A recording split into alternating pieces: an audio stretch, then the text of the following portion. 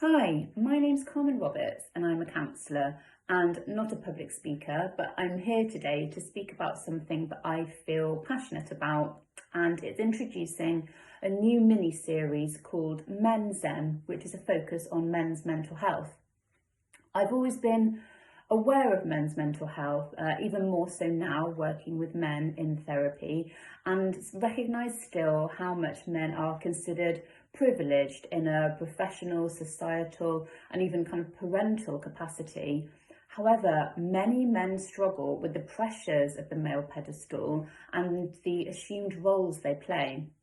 So in a personal capacity, are women the privileged ones when it comes to asking for support with mental health?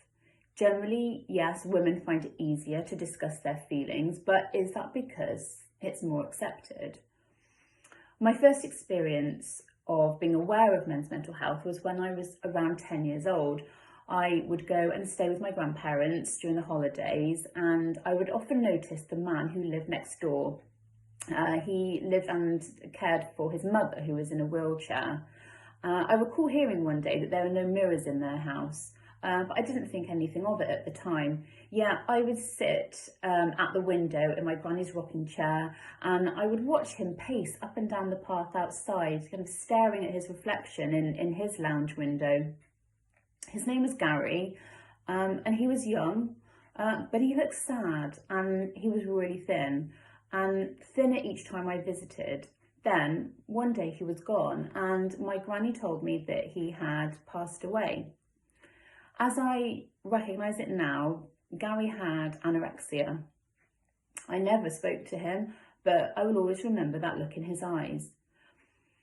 Throughout history, men have been viewed as protectors, providers, and unwavering pillars of strength, both physically and mentally. If men are indeed from Mars, they arrived on Earth with solutions for us all, but sometimes they don't have the answers. But when you are the go-to, where do you go? Times are changing, but not quickly enough. The UK male suicide rate remains high. Prisons are full of men who have made bad decisions out of desperation. Young boys are still being reprimanded by their fathers for crying because big boys don't cry. And that's what their forefathers instilled in them.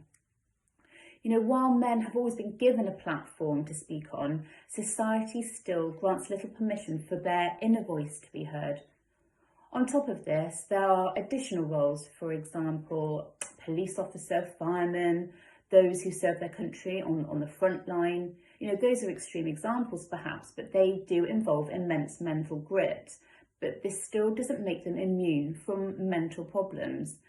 It shouldn't make them feel that they're not able to express how they're feeling because, this is something that they signed up for. It will be assumed as a sign of weakness. They won't get promoted.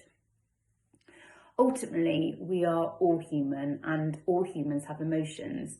All emotions are normal and acceptable, but yes, it's how we act upon them, our behaviours, it's the choices we make. These can have the adverse effects at times, but emotions are normal.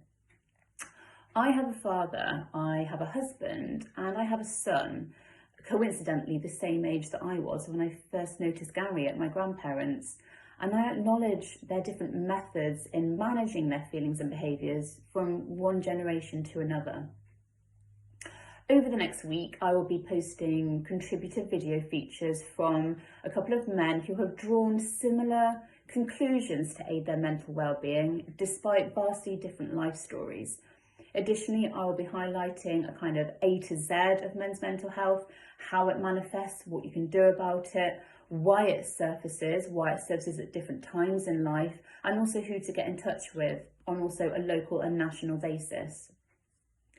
Many men learn the hard way, and sadly many families do too, but now others can be shown a way, another path. It needs to become acceptable for men to ask for help, to avoid losing themselves in trying to be male.